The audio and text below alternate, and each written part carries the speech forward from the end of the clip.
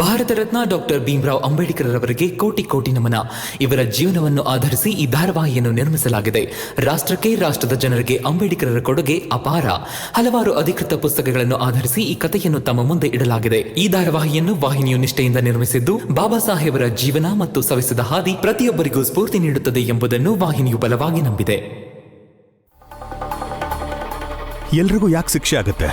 ಯಾಕೆ ಅಂದ್ರೆ ನಾನು ಸಿಕ್ಕಾಕೊಂಡ್ಬಿಟ್ರೆ ನಾನು ಎಲ್ರ ಹೆಸರು ತಗೋತೀನಿ, ಹೇಳ್ತೀನಿ ಇವರೇ ನಂಗೆ ಹುಚ್ಚಿ ತರ ನಾಟಕ ಆಡು ಅಂತ ಹೇಳಿದ್ರು ಅಂತ ಹೇಳ್ತೀನಿ. ಭೀಮ ವಡೋದರಕ್ಕೆ ಹೋಗೋದು ತಡಿ ಅಂದ್ರು ಅಂತಿದ್ದೆ.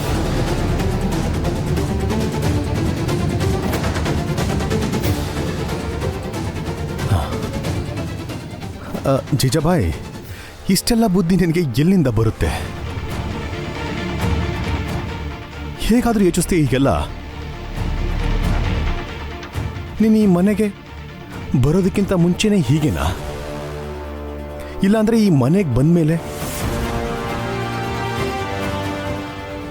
ಹೀಗಾಡ್ತಾ ಇದೆಯಾ? ಜಿಜಾಬಾಯಿ, ಪ್ರತಿಯೊಂದು ಶಿಕ್ಷೆಗೂ ಒಂದು ಮಿತಿ ಇರುತ್ತೆ. ಅದು ಹೆಂಗೆ ಜಿಜಾಬಾಯಿ ನೀನು ಪ್ರತಿಯೊಬ್ಬರನ್ನು ಶಿಕ್ಷೆಗೆ ಗುರಿ ಮಾಡ್ತೀಯಾ? ಈ ಮನೆಗೆ ಬಂದ್ಮೇಲೆ ನಂಗೆ ಒಂದಾದ್ರೂ ಒಳ್ಳೇದಾಗಿದ್ಯಾ? ಎಲ್ಲರೂ ತಮ್ಮ ಮನ್ಸಿಗೆ ಬಂದಾಗ ನಡ್ಕೊಂಡ್ರು. ನಾನು ಅದನ್ನೇ ಮುಂದುವರಿಸ್ತಾ ಇದ್ದೀನಿ. ನನ್ಗಿಷ್ಟ ಬಂದಂಗೆ ಮಾಡ್ತಿದ್ದೀನಿ. ಅದೆಲ್ಲ ಬಿಡಿ. ಮತ್ತೆ ನಗರಿ ಸ್ವಲ್ಪ ನಗ್ನಗ್ತಾ ಶುಭಾಶಯ ಹೇಳಿ ನಂಗೆ. ಆಮೇಲೆ ಒಂದು ವಿಷಯ ಹೇಳ್ತೀನಿ. ಜಿಜಾಬಾಯಿ, ಜೀವನದಲ್ಲಿ ಯಾವಾಗಲೂ ನೀನು ಹೇಳ್ದಂಗೆ ಆಗೋದೇ ಇಲ್ಲ. ನೀನೇನು ಹೇಳ್ತಿದೆಯಲ್ಲ ನನಗೆ ಅದು. ಜಿಜಾಬಾಯಿ, ಶುಭಾಶಯಗಳು ಜಿಜಾಬಾಯಿ, ಶುಭಾಶಯಗಳು. ಮದುವೆಯ ಶುಭಾಶಯಗಳು ಜಿಜಾಬಾಯಿ.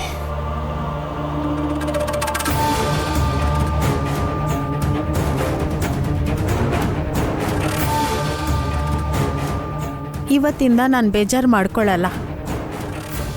ನಿಮಗೂ ಬೇಜಾರಾಗೋದಕ್ಕೆ ನಾನು ಖಂಡಿತ ಬಿಡಲ್ಲ.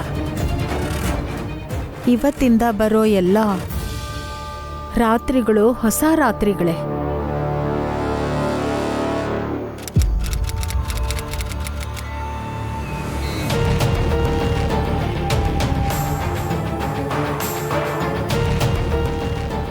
ಭೀಮ, ಭೀಮ ನಿಂತ್ಕೊಳ್ಳಿ. ಅಲ್ಲೇ ಕಾರ್ಯಾಲಯ ಇದು. ಕಂಡವರೆಲ್ಲ ಬರಕ್ ಇದೇನ್ ಧರ್ಮಛತ್ರ ಅಲ್ಲ. ಸರಿ ಆಯ್ತು, ನಾವ್ ಒಳಗ್ ಬರಲ್ಲ. ಸರಿ, ಅಲ್ಲೇ ನಿಂತೀನಿ. ಅದೆಷ್ಟು ಹೊತ್ತು ನಿಂತ್ಕೋತಿರೋ ನಾನು ನೋಡ್ತೀನಿ. ಎಲ್ಲಿ ತನಕ ಭೀಮನ್ ನೋಡ್ಕೋತಿರೋ ನೋಡ್ತೀನಿ. ನಾನು ಪ್ರತಿಯೊಂದು ವಿಷಯನೂ ಮಹಾರಾಜ್ರಿಗೆ ತಲುಪಿಸ್ತೀನಿ. ಆದ್ರೆ ಈ ವಿಷಯನ ಮಹಾರಾಜ್ರಿಗೆ ಹೇಳೋದೇ ಇಲ್ಲ. ಅದೇನ್ ನಿರ್ಧಾರ ತಗೋಬೇಕೋ ನಾನೇ ತಗೋತೀನಿ. ಆಮೇಲೆ ಈ ಭೀಮನ್ ವಿರುದ್ಧ ಸುಳ್ಳಿನ ಕತೆ ಕಟ್ಟಿ ಕಳಿಸ್ಕೊಡ್ತೀನಿ. ಆಮೇಲೆ ನೀವೆಲ್ಲ ಆ ಕತೆನ ಸುಳ್ಳು ಅಂತ ನಿರೂಪಿಸಕ್ಕೆ ಒದ್ದಾಡಿ ಸಾಯ್ರಿ. ಮುಚ್ಚರೋ ಬಾಗ್ಲನ್ನ. ನೀವು ಬಾಗ್ಲಾಕ್ ಹಾಕ್ತಿದ್ದೀರಾ? ದಯವಿಟ್ಟು ನನ್ನ ಮಾತು ಕೇಳಿ.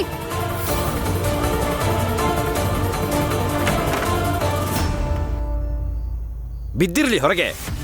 ಎಷ್ಟೊತ್ತಿರ್ತಾರೆ ನೋಡೋಣ. ಅವ್ರು ಹೋದ್ಮೇಲೆ ರಸ್ತೆಲಾಗಬೇಕಾಗಿದ್ದನ್ನ ಇವತ್ತಿಲ್ಲೇ ಮುಗಿಸ್ತೀನಿ.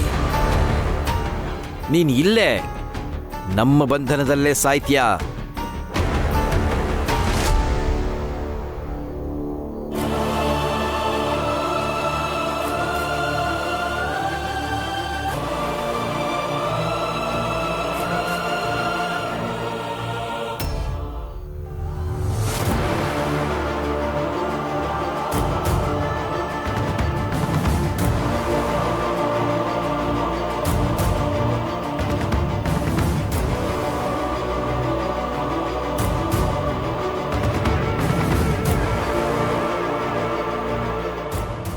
ನಾವು ಇಲ್ಲಿಂದ ಎಲ್ಲೂ ಹೋಗೋ ಹಾಗೂ ಇಲ್ಲ. ಒಂದ್ ವೇಳೆ ನಾವಿಲ್ಲಿಂದ ಹೋದ್ರೆ ಆ ಜನ ಅವ್ರಿಗೆ ಏನ್ ಬೇಕಾದ್ರೂ ಮಾಡ್ತಾರೆ. ಆದ್ರೆ ರಮಾ, ನಾವು ಎಷ್ಟೊತ್ತಿಲ್ಲಿ ಹೀಗೆ ಕೂತಿರೋದು? ನಾವೇ ಏನಾದರೂ ಮಾಡಬೇಕು. ಹೌದು ಆನಂದ, ನಾವೇ ಯಾವುದಾದ್ರೂ ದಾರಿ ಹುಡುಕ್ಬೇಕಾಗುತ್ತೆ. ಆದರೆ ಸದ್ಯಕ್ಕೆ ಇವತ್ತು ರಾತ್ರಿ ಇಲ್ಲೇ ಇರಬೇಕಾಗುತ್ತೆ. ಬನ್ನಿ ಇಲ್ಲಿ, ಬನ್ನಿ, ನೋಡಿ ಇಲ್ಲಿ, ನೋಡಿ, ನೆನ್ಪಿಸ್ಕೊಳ್ಳಿ, ಇಂಥ ರಾತ್ರಿ ಹಿಂದೆ ಕೂಡ ನಮ್ಮ ಜೀವನದಲ್ಲಿ ಬಂದಿತ್ತು. ಜಿಜಾಬಾಯಿ, ಮತ್ತೆ ನೀನು ಅದನ್ನೇ ಪ್ರಯತ್ನ ಪಡ್ತಾ ಇದೀಯಾ? ನೀನು ಏನು ಹೇಳ್ದೋ ಮತ್ತೆ ಅದನ್ನೇ ಮಾಡಕ್ ನೋಡ್ತಾ ಇದೀಯಾ? ಜನ ಹೇಳ್ತಾರೆ ಆಗಿರೋದನ್ನ ಸರಿ ಮಾಡೋಕ್ಕಾಗಲ್ಲ ಅಂತ, ಸುಧಾರಿಸೋದಕ್ಕೂ ಆಗಲ್ಲ. ಆದರೆ ಸುಧಾರಿಸ್ಬೇಕು, ನಾವು ಬದಲಾಗಬೇಕು. ನಾವು ಇಲ್ಲೇ ನೋಡಿ, ಅವತ್ತು ನಮ್ಮ ಮೊದಲನೇ ರಾತ್ರಿಯಲ್ಲಿ ನಾನು ಅಳ್ತಾ ಕೂತಿದ್ದೆ, ದುಃಖದಲ್ಲಿದ್ದೆ. ಆದರೆ ಇವತ್ತು ಸಂತೋಷವಾಗಿದ್ದೀನಿ, ಆರಾಮಾಗಿದ್ದೀನಿ. ಎಲ್ಲಕ್ಕಿಂತ ಮುಖ್ಯವಾಗಿ ಈಗ ನಿಮ್ಮ ಜೊತೆಲಿದ್ದೀನಿ. ನೀವ್ಯಾಕೆ ನಿಂತಿದ್ದೀರಾ? ಕೂತ್ಕೊಳ್ಳಿ, ಕೂತ್ಕೊಳ್ಳಿ, ಕೂತ್ಕೊಳ್ಳಿ ಮೊದಲು.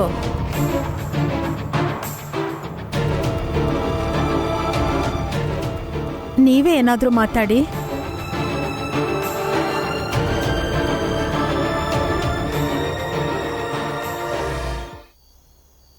ಮಾತಾಡಿ, ಯಾಕೆ ಸುಮ್ಮನಿದ್ದೀರಾ? ಏನು ಗೊತ್ತಾ ಜಿಜಾಬಾಯ್, ನೀನು ಒಂದ್ಸಲ ಅಲ್ಲ 1000 ಸಲ ನಿನ್ನ ಬದಲಾಯಿಸ್ಬೇಕು ಅಂತ ನೋಡಿದ್ರು ಸಾಸಿವೆ ಕಾಳಷ್ಟು ಕೂಡ ಬದಲಾಗಲ್ಲ ನೀನು. ಪರಿಣಾಮ ಮೊದಲಿನ ಥರನೇ ಇರುತ್ತೆ. ಭಾವನೆಗಳೇ ಇಲ್ಲ ರೀ ನಿಮಗೆ. ಇವತ್ತಾನೆ ನಮ್ಮ ಮದುವೆ ಆಗಿದೆ. ಇಲ್ಲಿ ಎಲ್ಲ ಎಷ್ಟು ಚೆನ್ನಾಗಿದೆ. ನಾನು ಮದುವೆ ಹೆಣ್ಣಾಗಿ ನಿಮ್ಮ ಪಕ್ಕ ಕೂತು ಪ್ರೀತಿಯಿಂದ ಮಾತಾಡ್ತಾ ಇದ್ದೀನಿ.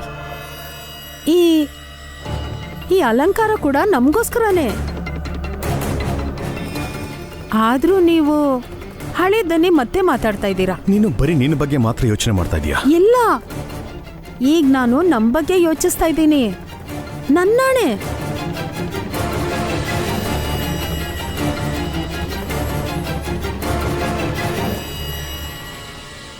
ಪಾಪ ನನ್ನ ಮಗ ಭೀಮಾ ಅಲ್ಲಿ ಏನೇನು ಕಷ್ಟಪಡ್ತಾ ಇದ್ದಾನೋ ಏನೋ.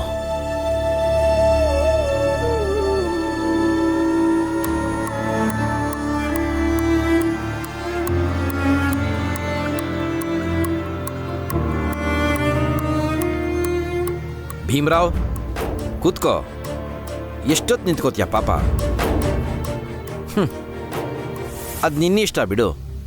ನೀನು ಒಂದು ವಿಷಯ ನೆನ್ಪಿಟ್ಕೋ, ನೀನಿಲ್ಲಿಂದ ಹೊರಗೆ ಹೋಗಕ್ಕೆ ಸಾಧ್ಯನೇ ಇಲ್ಲ. ಅದೆಷ್ಟೇ ಪ್ರಯತ್ನ ಪಟ್ಟರು ಅಷ್ಟೇ. ನಾವು ನಿನ್ನನ್ನು ಬಿಡುಗಡೆ ಮಾಡೋ ತನಕ ನೀನಿಲ್ಲೇ ಇರಬೇಕು. ನಿನ್ನನ್ನು ಹೇಗೆ ಬಿಡುಗಡೆ ಮಾಡಬೇಕು ಅಂತ ನಮಗೆ ಚೆನ್ನಾಗಿ ಗೊತ್ತು.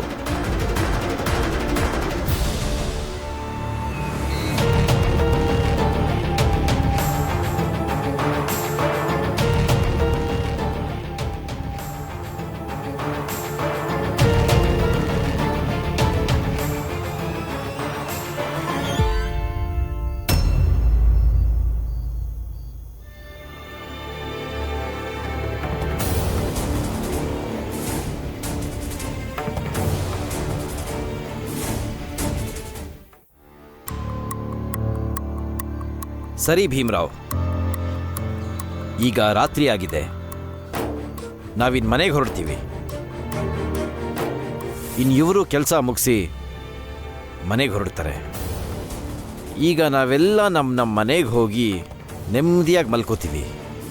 ಆದರೆ ಇವತ್ತು ನಾವು ಹೆದರಿಸ್ ಬಂದಿರೋ ನಿನ್ನ ಹಿಂಬಾಲಕರು ಅದೇ ವಠಾರದಲ್ಲಿದ್ದಾರಲ್ಲ, ಇವತ್ತು ರಾತ್ರಿ ಎಲ್ಲ ಹೆದರ್ಕೊಂಡೇ ಇರ್ತಾರೆ. ಕಣ್ಣೇ ಮುಚ್ಚಲ್ಲ. ನಮಗೂ ಅದೇ ಬೇಕಾಗಿರೋದು. ನಿಮ್ಮ ಎಲ್ಲ ಕೆಳಜಾತಿಯವರ ಕಣ್ಣಲ್ಲೂ ಭಯ ಭಯ ಕಾಣಬೇಕು. ನಾವಿನ್ ಬರ್ತೀವಿ. ಕಣ್ಣಿಟ್ಟಿರಿ ಅವನ ಮೇಲೆ.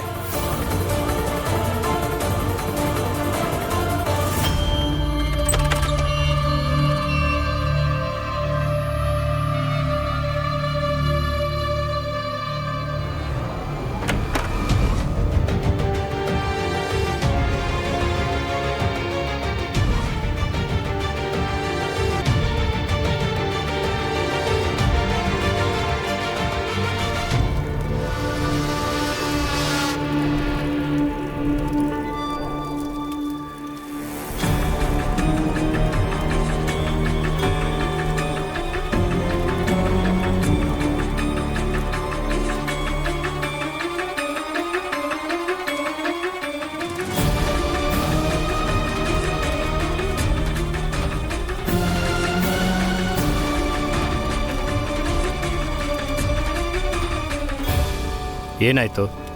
ರಾತ್ರಿ ಹೊತ್ತಲ್ಲಿ ಇಲ್ಲೇನು ಮಾಡ್ತಿದ್ಯಾ? ಏನು ಯೋಚಿಸ್ತಿದ್ಯಾ ಹೇಳು. ಬೇರೇನು ಯೋಚನೆ ಅಣ್ಣ, ಅದೇ ಆ ಭೀಮ್ರಾವ್.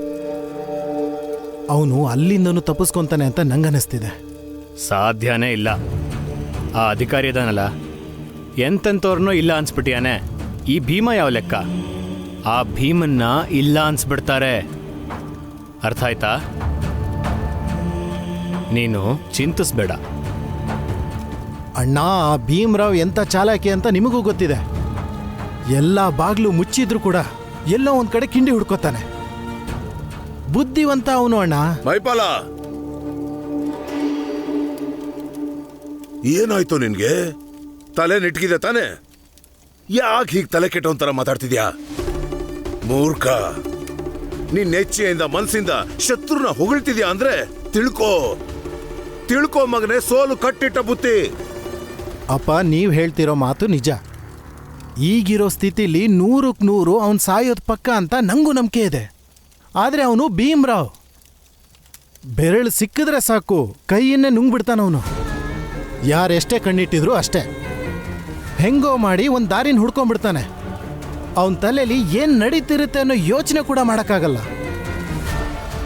ಎಷ್ಟು ಪ್ರಯತ್ನ ಪಟ್ರು ಪದೇ ಪದೇ ಸೋಲ್ತಾ ಇದ್ದೀವಿ.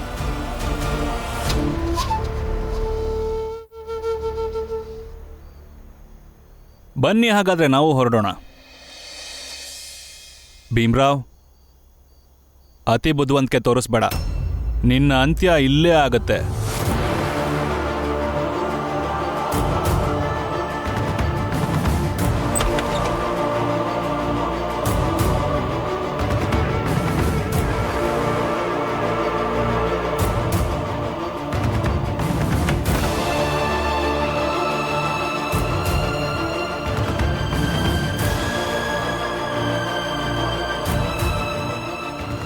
ರಾಮ, ಬಾಲಣ್ಣ ಇಲ್ಲಿದ್ದಾರೋ ಇಲ್ವೋ ಅಂತ ಹೇಗೆ ತಿಳ್ಕೊಳ್ಳೋದು?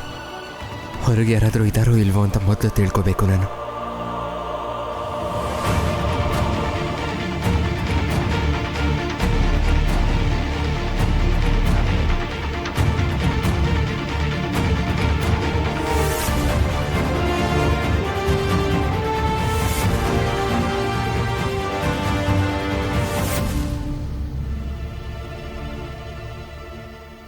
ಏನ್ ಮಾಡ್ಬೇಕು ಅಂತ ಅರ್ಥನೇ ಆಗ್ತಿಲ್ಲ. ನಾವ್ ಒಳಗ್ ಹೋಗಕ್ಕೂ ಅವ್ರು ಯಾರೂ ಬಿಡ್ತಾನೆ ಇಲ್ಲ. ಈಗ ನಾವ್ ಅವ್ರಿಗೆ ಸಹಾಯ ಹೇಗ್ ಮಾಡೋದು? ಹೌದು ರಮ್ಮ, ಭೀಮನ್ ಜಾಗದಲ್ಲಿ ನಾನಿದ್ದಿದ್ರೆ ಯಾವುದೋ ಒಂದು ದಾರಿ ಹುಡ್ಕೊಂಡು ಇಷ್ಟೊತ್ತಿಗೆ ಹೊರಗೆ ಬರ್ತಿದ್ದೆ. ಆದರೆ ಭೀಮ ಏನು ಅಂತ ಗೊತ್ತು. ಅವನ ಹತ್ರ ತಪ್ಪಿಸ್ಕೊಳ್ಳಲ್ಲ.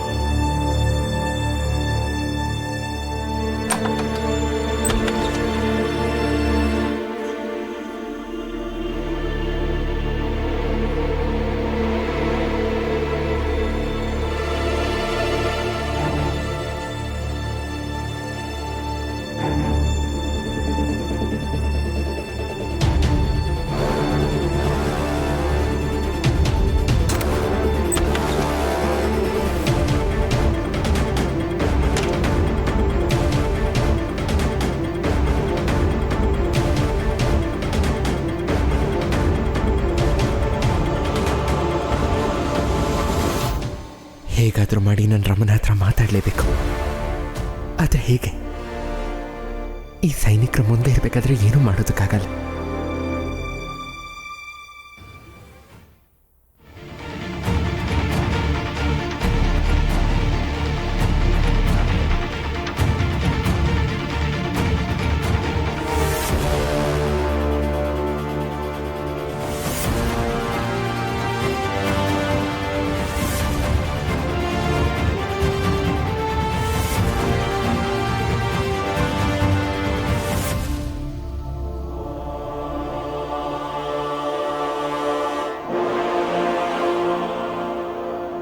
ಅಂಬೇಡ್ಕರ್ ಗುರುಗಳು ಯಾವಾಗಲೂ ಹೇಳ್ತಾ ಇದ್ರು ನನಗೆ, ನಮ್ಮ ಮುಂದೆ ಇರುವಂತಹ ಪ್ರತಿ ಬಾಗಿಲು ಮುಚ್ಚಿರಬೇಕಾದ್ರೆ ಈ ಪೇಪರ್ ಪೆನ್ನೇ ಸಹಾಯಕ್ಕೆ ಬರುತ್ತಂತೆ.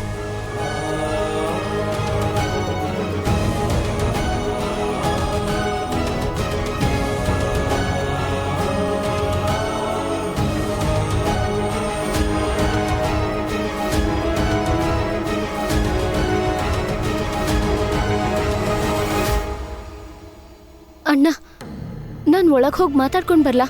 ಒಂದ್ ವೇಳೆ ಅವ್ರು ನನ್ನ ಒಳಗೆ ಬಿಟ್ರೆ? ಇಲ್ಲ ರಮ, ಅವ್ರ ಹತ್ರ ಮಾತಾಡಿ ಏನೂ ಪ್ರಯೋಜನ ಇಲ್ಲ. ನಮ್ಮ ಮಾತು ಕೇಳ್ತಾರ ಅವರು, ಬದಲಾಗಿ ನಮ್ಮನ್ನ ಇಲ್ಲಿಂದ ಓಡಿಸ್ತಾರಷ್ಟೆ. ನೋಡು, ಭೀಮ ಇದ್ದಾನಲ್ಲ, ಅವನು ಎಲ್ಲ ನೋಡ್ಕೋತಾನೆ.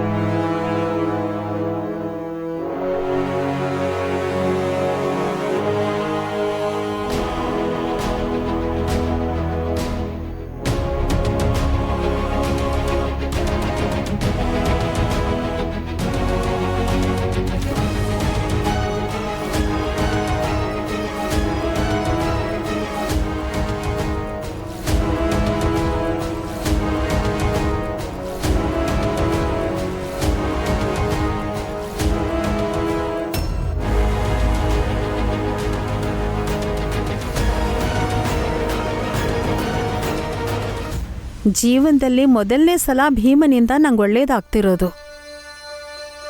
ಹುಚ್ಚಿ ಆಗಾದರೂ ಸರಿ, ಕೊನೆ ಪಕ್ಷ ನಮ್ಮ ಮದುವೆ ಆಗಿ ಇಷ್ಟು ವರ್ಷಗಳಾದಮೇಲೆ ನನ್ನ ಜೊತೆ ಇಷ್ಟು ಹೊತ್ತು ಕಾಲ ಕಳೀತಿರೋದು. ಹೀಗೆ ಕೂತಿರಿ ನೀವು. ಇವತ್ತು ಮನೇಲಿ ಮಕ್ಕಳು ಸೊಸೆರು ಯಾರೂ ಇಲ್ಲ. ಕರುಣಾ ಲಕ್ಷ್ಮಿ ಕೂಡ ಕಮಲನ್ ಮನೆಗೆ ಹೋಗಿದ್ದಾರೆ. ಇಲ್ಲೀಗ ನಾನು ನೀವು ಇಬ್ಬರೇ, ಇನ್ಯಾರೂ ಇಲ್ಲ ಮನೇಲಿ. ಇಲ್ಲಿ ಹೆಚ್ಚು ಹೊತ್ತೋ ಕಮ್ಮಿ ಹೊತ್ತೋ ಅನ್ನೋದು ಮುಖ್ಯ ಅಲ್ಲ. ಸ್ವಲ್ಪ ಹೊತ್ತೇ ಕುತ್ಕೊಳ್ಳೋಣ ಇಲ್ಲಿ. ನಾನು ನಿನ್ನ ಜೊತೆ ಹೆಚ್ಚು ಹೊತ್ತು ಕಳೆದೇ ಇರಬಹುದು, ಆದರೆ ನಿನ್ನ ಜೊತೆ ಇರೋದಕ್ಕೆ ನಾನು ತುಂಬಾನೇ ಪ್ರಯತ್ನ ಪಟ್ಟೆ. ಈಗಲೂ ಅದನ್ನೇ ಮಾಡ್ತಾ ಇದ್ದೀನಿ. ನೋಡು ಜಯಬಾಯ್, ನೀನು ತಪ್ಪು ತಿಳ್ಕೊಂಡಿದ್ಯಾ. ಜವಾಬ್ದಾರಿ ಇಟ್ಕೊಂಡೇ ಹೇಳ್ತಾ ಇದ್ದೀನಿ ನಾನು ನಿಂಗೆ. ನನ್ನ ಕೈಯಲ್ಲಿ ಎಷ್ಟು ಸಾಧ್ಯ ಆಗುತ್ತೋ ಅಲ್ಲಿವರೆಗೂ ನಿನ್ನ ಜೊತೆನೇ ಇರ್ತೀನಿ ನಾನು. ನಿಮ್ಮ ಮೊದಲನೇ ಹೆಂಡತಿ ನಿಮ್ಮ ಸಿಹಿಯಾದ ಮಾತುಗಳಿಂದ ಪ್ರಭಾವಕ್ಕೆ ಒಳಗಾಗಿರ್ಬೋದು ಅಲ್ವಾ? ಆದರೆ ನಾನು ಹಾಗೆಲ್ಲ ಆಗಲ್ಲ. ಇಷ್ಟು ವರ್ಷ ಕಿವಿ ಮೇಲೆ ಹೂವು ಇಟ್ಕೊಂಡೇ ಬಂದಿದ್ದೀರಾ. ಆದ್ರೆ ಈಗ ಅವಕಾಶ ಸಿಕ್ಕಿದೆ. ಇನ್ನು ನಾನು ಸುಮ್ಮನೆ ಕೂರೋಳಲ್ಲ. ನನಗೆ ನಿಮ್ಮ ಸಾಂಗತ್ಯ ಬೇಕು. ನನ್ನ ಜೊತೆಗಿರ್ಬೇಕು ನೀವು, ನನ್ನವರಾಗೇ ಇರಬೇಕು ನೀವು. ಇವತ್ತ್ಯಾಕೋ ಸುಸ್ತಾಗಿದ್ದೀರಾ ಅನ್ಸುತ್ತೆ, ಮಲ್ಕೊಳ್ಳಿ. ನಿದ್ದೆ ಬರಲ್ಲ ನನಗೆ. ನನ್ನ ಮಗ ಮಹಾರಾಜಗಳ ಹತ್ರ ಬಂದಿಯಾಗಿದ್ದಾನೆ. ಸೊಸೆ ಇಬ್ರು ಮಕ್ಕಳು ಹಿಂದೆ ಹೋಗಿದ್ದಾರೆ. ನೀನು ನೋಡಿದ್ರೆ ಮಲ್ಕೊಳ್ಳಿ ಅಂತ ಹೇಳ್ತಿದ್ಯಾ. ನಿದ್ದೆ ಹೇಗೆ ಬರುತ್ತೆ? ಸರಿ, ನೀವು ಮಲ್ಕೋಬೇಡಿ, ನಾನು ಮಲ್ಕೋತೀನಿ. ಇಡೀ ದಿನ ಹುಚ್ಚಿ ಥರ ನಾಟಕ ಆಡಿ ಆಡಿ ಸುಸ್ತಾಗಿದೆ. ಕೂತೀರಿ.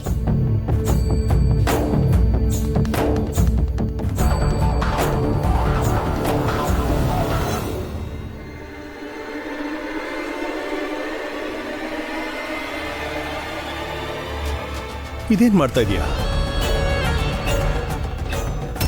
ಜಿಜಾಬಾಯಿ ಮಾತಾಡು. ನಿಮ್ಮ ಮೇಲೆ ನನಗೆ ನಂಬಿಕೆ ಇಲ್ಲ. ನಿಮ್ಮೆಲ್ಲ ಮಕ್ಕಳು ಸೊಸೆಯರ ಹಿಂದೆ ನಾನು ಬಿಟ್ಟು ಹೋದರೂ ಹೋಗ್ತೀರಾ ನೀವು. ಅದು ಅಲ್ಲದೆ ಮದುವೆಲಿ ಇವತ್ತು ಗಂಟು ಹಾಕಲಿಲ್ಲ, ಅದಕ್ಕೆ ನಾನು ನಿಮಗೆ ಗಂಟು ಹಾಕ್ತಿದ್ದೀನಿ. ಜೀವನ ಪೂರ್ತಿ ಇದಕ್ಕೋಸ್ಕರನೇ ಕಾಯ್ತಾ ಇದ್ದಿದ್ದು.